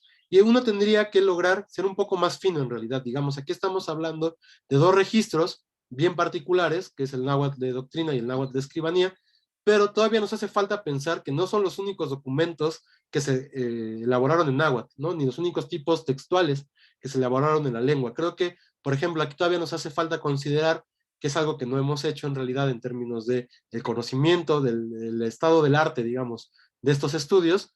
Por ejemplo, ¿dónde situar a la documentación historiográfica, ¿no? También algo que tenemos muchísimo de la época, pues son anales, son crónicas, ¿no? Empieza también a desarrollarse la idea del autor, sobre todo a través de esos documentos, ¿no? No es lo mismo pensar en la crónica, en la historia tolteca chichimeca, que es un texto de, pues sí, del siglo XVI, basado todavía en formas muy tradicionales de contar la historia, que contraponerlo con documentos como los de Chimalpain, ¿no? Que Chimalpain fue uno de los grandes historiadores de su época, en donde ya tiene un método también mucho más occidental de generar una narración historiográfica. Entonces también, por ejemplo, ahí todavía nos hace falta valorar dónde colocar esos diferentes tipos de textos para poder ver si son registros específicos. Yo creería que justamente si nos ponemos a estudiar eso, vamos a ir encontrando las características de los registros historiográficos encontrados con también estos tipos de textos, y entonces habría que proponer un nuevo registro, ¿no? También para las variedades de náhuatl de esta época. Sin embargo, bueno, es un trabajo que no se ha hecho, que todavía, pues en realidad, esto que estamos hablando de la variación diafásica en el náhuatl, pues es una cosa que apenas estamos reconociendo, digamos, ¿no? Toda esta teoría de la variación lingüística, pues, digamos, a pesar de que ha funcionado muy bien para el español, por ejemplo, y para la historia del español, pues, como que los propios intereses de la lingüística náhuatl y de la filología náhuatl no habían llegado todavía a desarrollar el conocimiento para llegar a esta especificidad de análisis de características de la lengua. Bueno, pues justamente apenas estamos llegando ahí, entonces hay que dar todavía este impulso y esta discusión para observar cómo es que funcionaba la lengua, ¿no? Y entonces es también muy bonito pensar, ¿no?, que a pesar de que tenemos una lengua con un número finito de textos, aunque todavía no conocemos todos, pues todavía hay mucho que decir respecto a cómo funciona qué relaciones sociales tiene y también cómo se van acomodando estos fenómenos lingüísticos con el momento en el que están enunciándose, ¿no? Porque recuerden, yo creo que sí, al final lo que nos importa no solo es hablar de la lengua, sino también hablar de esas comunidades específicas que están ahí puestas de fondo en los usuarios de estos textos, ¿no? Entonces, bueno, justamente esa sería como un poco la conclusión después de ir viendo pues estos 4 niveles distintos de variación, ¿no? Vean cómo si justamente pues tenemos mucho más que decir, porque el conocimiento nos ha dado más para decir, de la variación en el tiempo, de la variación en el espacio, incluso un poco de la variación a nivel social, que lo que podemos decir de la variación según estas características de los registros, ¿no? Entonces, insisto, hay que tener en cuenta, si queremos hablar específicamente, ¿no? De qué lengua estamos hablando, o qué lengua estamos aprendiendo, pues tendríamos que hacer alusión a cada una de estas características para poder identificarlo, ¿no? Y un poco también eso es para que pues tengamos claro que si nosotros podemos usar, no sé, en la escuela, si les preguntan qué náhuatl están aprendiendo y ustedes dicen clásico, pues a lo mejor ahí sí significa algo, pero si uno quiere ser mucho más específico, pues tiene que hacer referencia a todo esto y tendría que decir algo así como, bueno, los registros del náhuatl del centro de México del siglo XVI, según tal tipo de texto, ¿no? Esa es la lengua que estamos aprendiendo. Y bueno, tiene que ver con que, pues sí, ya nadie habla esta variedad, no podemos aprenderla en los términos en los que se aprende una lengua viva, ¿no? No aprendemos a saludar como se aprende en una variante contemporánea, no aprendemos a hablar de cosas muy inmediatas, cotidianas, porque no existen esos documentos, aunque vamos a ver algunos de los llamados diálogos de Bancroft, donde existen estas narraciones, pero en general, pues digamos, tenemos una serie de documentos y sobre eso tenemos que hacer nuestras hipótesis sobre la lengua y sobre eso tenemos que intentar explicar, ¿no? Digamos, ese es nuestro interés también al acercarnos a la lengua. Y entonces, pues ahora creo que ya podemos intentar clarificar, si alguien pregunta qué náhuatl estudiamos, pues es esa variedad, y también ya tenemos, creo, un panorama general de qué otras cosas podríamos haber encontrado, ¿no? ¿Qué otras variedades están presentes?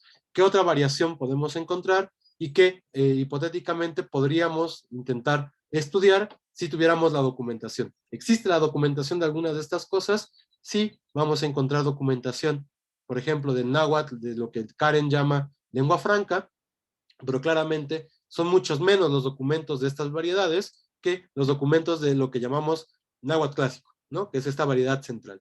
Entonces, pues también hay que tener todo eso en cuenta a la hora de acercarnos y de estudiar la lengua. Y entonces creo que ahora sí ya podemos tener por lo menos esa caracterización que creo es importante, ¿no? No sé si a este punto hay alguna duda o algún comentario.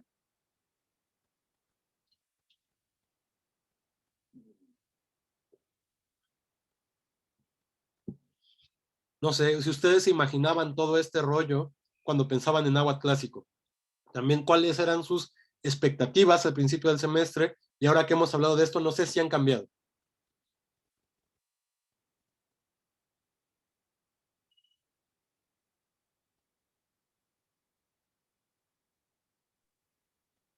Sí, sí, es muy diferente, porque por decir, pues es mucho más complejo, mucho más, y sobre todo con todo lo que nos dijo, ¿no?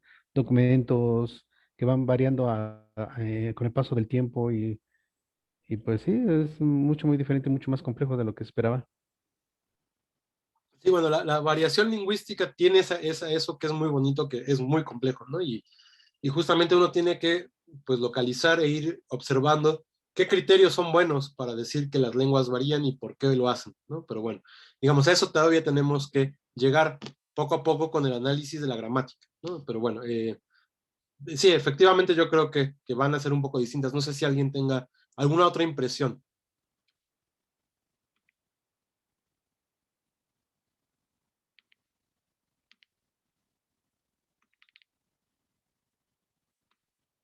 ¿No? El cambio de horario sí les afectó en el sueño, ¿verdad? Bueno, entonces, pues si ya no hubiera nada que